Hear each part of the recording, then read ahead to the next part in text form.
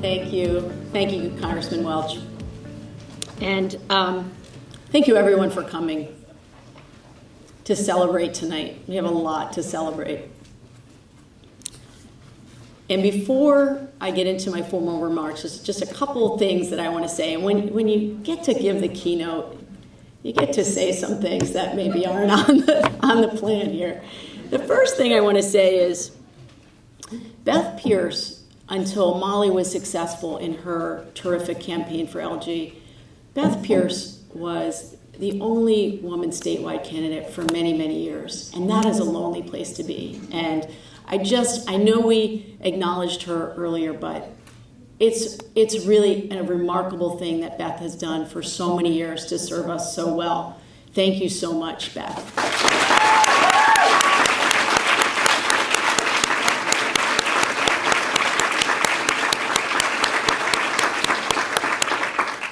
The other thing I want to say is I don't believe that I would have been majority leader or president pro tem if it were not for some really strong encouragement that I got from Congressman Welch.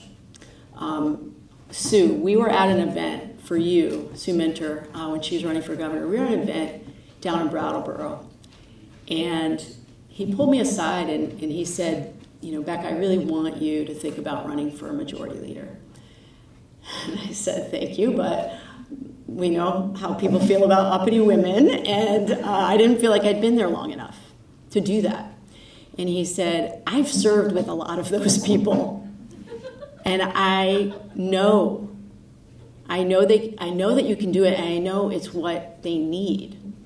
And I said, thank you. Allison, you're laughing. You're laughing. You know it's true, baby. And so I came away from that, and it was really the first time I really thought about it. And, I walked away and I thought, well, that's not going to happen next year. Like, I'm not going to do that. And you said, no, I really want you to think about it. And then Trump was elected. And everything changed for so many of us. The things that we didn't think we were up for doing, all of a sudden we were up for doing. And so we in Emerge need really strong allies. And you have been an incredible ally. And I know there are others here who have been incredible allies. And I just want to make sure that you are acknowledged in that, and that those of you who have stood with women candidates know how much we appreciate you sticking your neck out for us. So thank you.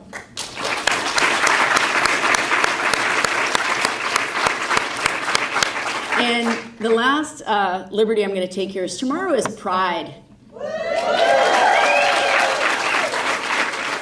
And it's a really important day every year, and it's especially important at this time when we are under so much negativity, and the trans community and the gay community and our parents are constantly under attack. And so if you don't have Pride on your schedule tomorrow, please consider going. I will be there walking with Lieutenant Governor Molly Gray hand in hand, and we want to see you there with us. We want to see you there with us. So I want to start my formal remarks by telling you about something that happened the other night. I was at an event with Bill McKibben and Congressman Welch, and we were at VINS, and we were talking about the climate crisis and the work ahead of all of us. And also it was the day after the Inflation Reduction Act had passed, and we were talking about how much good was going to come out of that. And, at the end of the event, we had three lines. People wanted to talk to Congressman Welch, people wanted to talk to me, and with Bill McKibben, and we were just, going through trying to talk to as many people as we could. And at one point, a woman came up to me, and I would guess she was in her 20s or so. And she first talked to me in a professional capacity. She had some questions. She, wanted to connect with my staff about some things, and we had a really lovely conversation. And then I pivoted to sort of look at the next person in line, as you do when you know that you've got a lot of people that want to connect with you. I went to pivot, and as I did that, she leaned in, and she said, I'm gay, and a lot of people think it's not a big deal anymore in our communities here in Vermont. And I want you to know it's still a big deal. And she said, watching you campaign as an openly gay woman and having you put your wife in your commercials and having your children with you, she said, I just can't tell you what that meant to me. And her voice trailed off, and she got really teary. And she said, mostly I just want you to know how much it meant to me that you ran. And I was thinking as I was coming here tonight that I know that Keisha had similar conversations. And I know Molly had similar conversations, that people saw themselves in the races that you were running. And I'm certain that happened to Shanae as well. And that is an incredible thing that we in Emerge are doing, is giving people more of a sense of possibility. So anyone in here who's had a hand in Emerge right now, we gotta give ourselves a hand. We are doing really meaningful work day in and day out.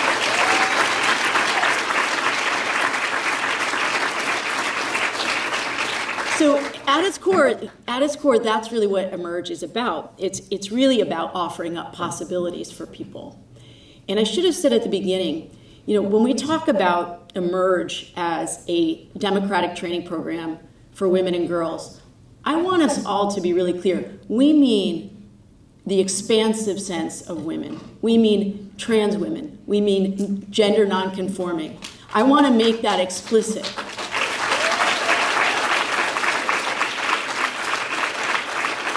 So we're giving all girls and women a sense of seeing themselves in politics in a new way. And that's a really exciting and beautiful thing for all of us to be a part of. And we just had an incredible U.S. House race. And we all worked really, really hard. And as Congressman Welch said before he left, that moment when you make that decision to run is really lonely. It's really lonely. And when you're running at that level, it's especially lonely. And I want to say, we had 4 amazing women running in a primary. 2 women of color, an openly gay woman, and I think, if I'm not mistaken, every single one of us hired Emerge alums to be on our staffs. That's incredible.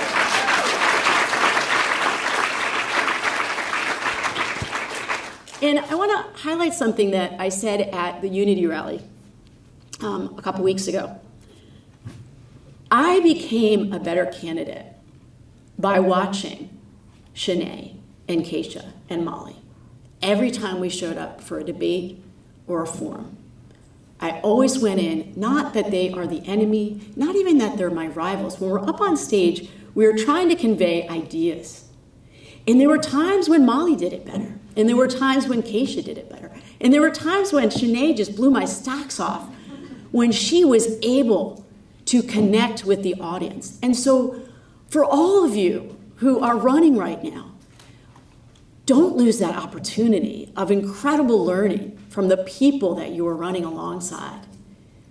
I am a better candidate because of the race that we all ran, and I mean that most sincerely.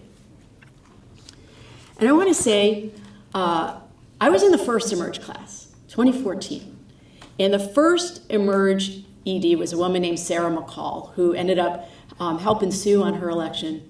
And the thing that I will always remember about Sarah is just that thing of that I just talked about, was that you've got to look to the rest of your group and what talents and experiences that they're bringing, because you don't know it all. You don't know it all. So go to it with a sense of curiosity.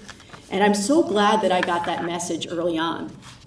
So I want to thank all of you who turned out tonight for supporting Emerge. It's a really incredible organization. We are changing culture one candidate at a time, but also one staffer at a time. Hannah King, where are you? Are you still here? Okay. And I know Molly and Keisha and Shanae would say the same thing. And this is just the kind of light that we all need in these incredibly dark times. And I'm so honored to be part of this organization, to be here tonight, to have this conversation with all of you. And I want to bring us back to when I won in 2014, that inaugural class. I was basically in the same situation that I'm in right now. And that is, I won my primary, hadn't won the general, don't have the job yet. But everybody treats you like you have the job. So you gotta walk around knocking on wood all the time. Please don't jinx me. But I was existing in a liminal space, neither here nor there. And existing in liminal spaces is not comfortable a lot of the time. You're sitting in a sense of hope and possibility, but it's also a lot of anxiety. What's it gonna be like? And you won't know until you're really in it. And after learning the job of being a state senator and then majority leader and president pro tem and like figuring out how to do the thing, I'm now back to the beginning of like not knowing how to do the thing. And that is what we all experience when we start a new job. It's not particular to me. And I was thinking a lot about the work of Martin Broadwell. And he talks about when you start a new job, you are in the unconscious, incompetent phase. You don't know what the hell you're doing, but you don't know that you don't know what the hell you're doing, okay? And that's where we all start. And that's where I've been since really since I announced, I would say. Since I announced back in December, and then certainly through the primary win. And yes, like, let's not sell ourselves short. We come to any new job with experience and talent and incredible skills to bear. But we are learning a new set of rules, right? You're trying to figure out the hard power and the soft power. Who's got the title but doesn't actually have the power? Who's making the decisions behind the scenes? You know, what's being said, what's not being said. So in the unconscious incompetent phase, we don't know how to do something. And we don't necessarily understand how much we don't know. Now, this is a time when we get out over our skis because we don't know what we don't know. And I've been thinking a lot about how it's uncomfortable to go into the next phase, the consciously incompetent phase. Because then you know what you don't know, and you know you're screwing up, okay? But I love the learning that happens in that time. And we start to see our deficits in our skills. We start to see what we're good at and what actually we're going to need help to do.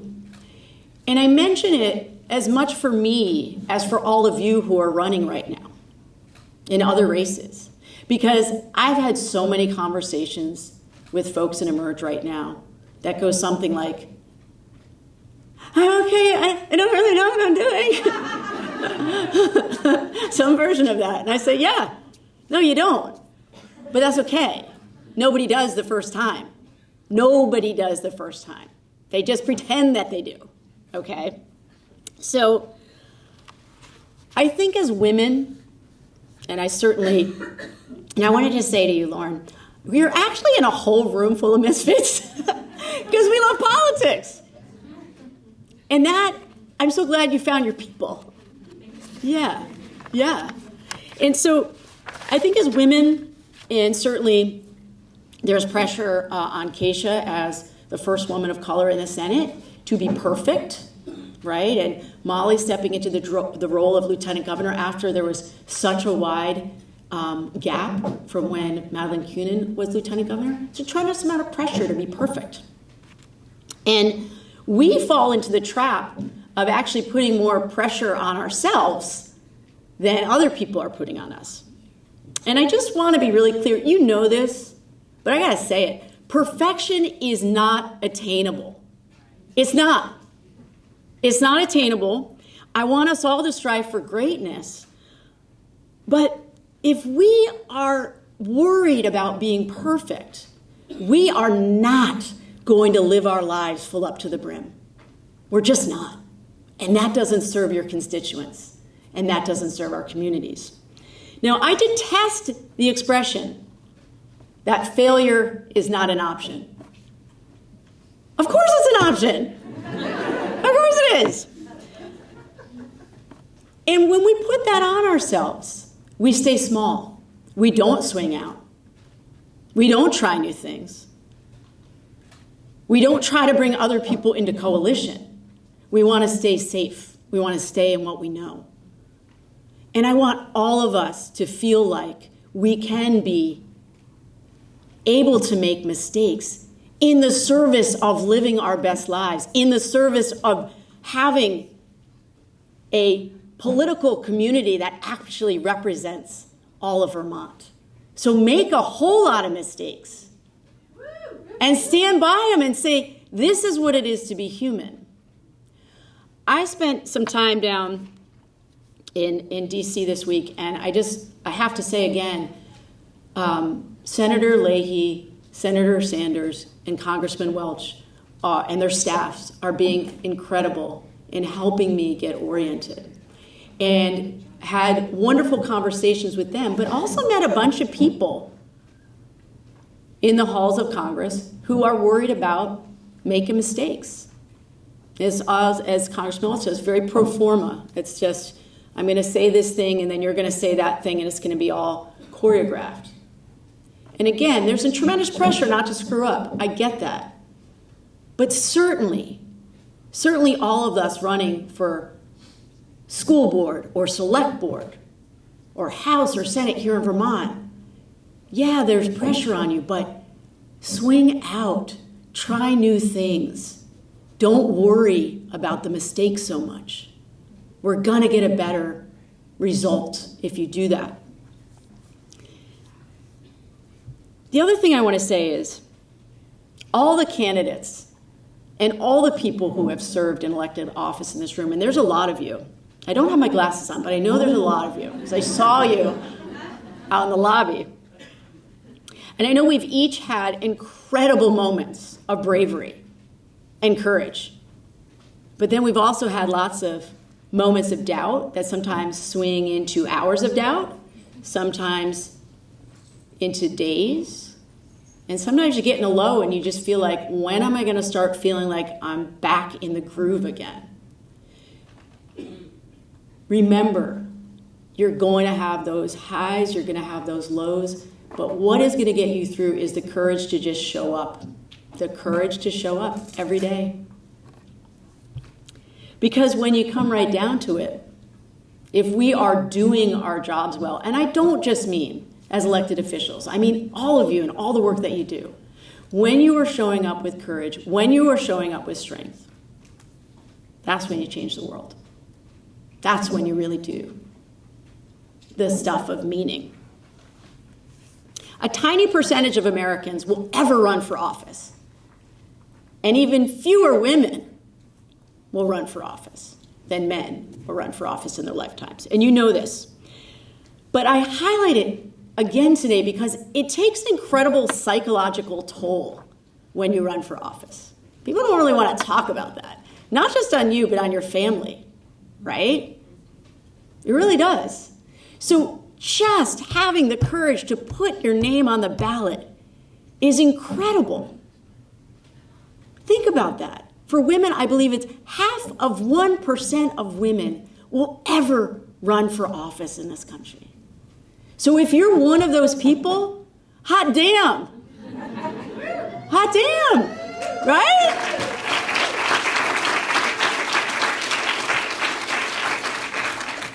And why do we do it? We do it because we know our why. And I had the incredible honor of getting to know someone who has been doing the work day in and day out for years and years and years on behalf of all of us, and that's Speaker Nancy Pelosi. She was at a lunch the other day talking about the candidates that are running this cycle, and she said what is so noticeable is that they all know their why. They're unshakable because they know their why.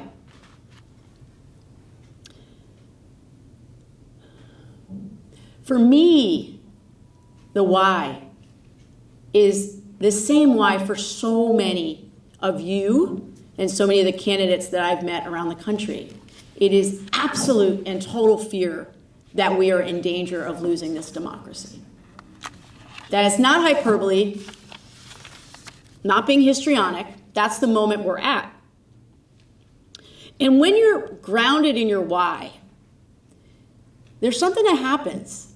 You're unshakable. It's like a diamond, so firm inside of you that when you have that in mind that is driving you, then it doesn't matter if you're going to lose. It doesn't matter if you're going to mess up, because the stakes are so high. And the stakes are so high right now. So high.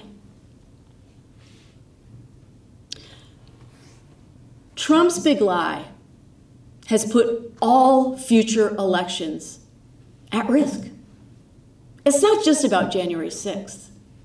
It's about a party saying, if we don't win, we are going to use illegal means to make sure we win. That's what is so scary for so many Americans right now. And yes, we should be terrified and outraged. And this is the time where we need to turn towards each other in a really big way. And it's not just turning towards elected officials. And I know so many of the women in the room who are running, and you are going to stand firmly in your power and in your strength and defend this democracy. But it's all the other people in your community that also need to show up and talk to their neighbors and speak up at school board meetings and speak up at select board meetings. And it's a lonely place to be, but people of color have been doing it for a very, very long time. And it's been very uncomfortable for them. And we need to do better. That's also the reason why I'm asking you to go to Pride tomorrow. If you've never been to Pride, I encourage you, do something, swing out a little bit. You don't have to be gay to go. But we're pretty fun. So, despite the work that we still all have to do, and there's a lot of it, I don't ever want us to forget that the Bill of Rights in this country affords us freedoms that so many other countries do not have. They don't have. We forget that. We got to be willing to fight for that. All of us, not just elected officials. And what I hear when I go out on the campaign trail is people say some version of this, and again, I'm sure Molly and Keisha heard this too, which is, thank you for running. Thank you for running. I couldn't do it. I don't want to do it. It's uncomfortable. Thank you for doing it. And there's something in it of, you have something special that I don't have. And I'm going to let you in on a secret. It's just not true. It's not true. You have everything you need, I promise. Whether it's to run or to stand up at a select board meeting or a school board meeting. It's your heart and your spirit and your gumption and your smarts and your wit and your belief, like your fundamental belief that we can make change. That's what it takes. Seriously, that is all it takes. So, in her book, The Lightmaker's Manifesto, which I hope you will read. It's a woman named Karen Walrond. She talks about how do you show up and be an activist? How do you show up and be a fighter and not lose hope? Okay, so it's a book we all need. She says, when we get moved towards change, we do it because there's some spark, something that we see that says inside of us, that is not right, and I have to do something about it. Or that is profoundly unfair, and I just won't stand for it. But she asserts it's not just about being outraged. It starts often with outrage, starts with anger, but then it takes steady, hard work, day in and day out, not just individually, but in coalition with others. So, as I was saying, it takes steady, consistent work and working coalition. And I love that Lauren talked so much about listening and that Peter Welch talked about listening, and Keisha, the theme throughout, that is how we do our service, is deep listening. And so when we listen to the voice inside of us that says that's not right, that's unfair, I want to do something, we should fix that. We should fix that. We should fix that. And we can fix it. And we have to believe that. And it's going to take time. Whatever it is that you're working on, it's going to take time. I promise you. It's going to take you longer than you think and longer than it should. But we don't have any other option if we're going to live our lives full up to the brim. If we're going to save this democracy, we don't have another option. And it can actually be incredibly joyful, because that's what I see out here. I see so much joy and hope in this room. So much. So much. And whether you are running for select board, whether you're running for school board, whether you're actually not going to run for anything, but you're going to help somebody in your community run, you have to believe that change is possible. And we've lost that. There's a sense of hopelessness that's taken hold in this nation, and that is the most dangerous thing that we are all facing, is the hopelessness. So, tonight, we are here to celebrate people who have stood up and put their names on the ballot. But I want to turn it back on all of us. Becca, as a Vermonter who lives in my community in Brattleboro, what do I do day in and day out to make life better when I'm not in elected office, when I'm just, as someone said to me the other day, I was shopping, as I do. I need food for my children. And a woman said, geez, you're shopping like a regular person. I said, yes, I am a regular person. And it's going to take all of us, all the regular people. Because you know this, but democracy does not function when we are passive. It doesn't. It doesn't function when we're bystanders. And I know we get weary from all of the work that it requires. But there are such strong forces in this nation right now that want us to disconnect from each other, to lose hope, to believe that all is lost. And they're working very hard to make sure that we are not paying attention. And I just want to tell you, I know it's hard to pay attention. There are times when I have to turn away from the news because it's so hard. My friend Amanda Ripley, who's a writer, said recently that the news is not safe to be consumed by humans anymore. She's a reporter, and she said that. Okay? So I want to turn back to what I said before, which is you actually have everything you need to make a difference. You do. And we need you to make a difference. I want you to use your heart and your voice and your gumption and your spirit and your wit, your belief in the possibility of change, and the belief that this fragile democracy needs each and every one of us. Your town needs you, your state needs you, your country needs you. And we all are part of an incredible change-making community here in Emerge. And I am so proud to be part of that with all of you. Thank you for being here tonight. you.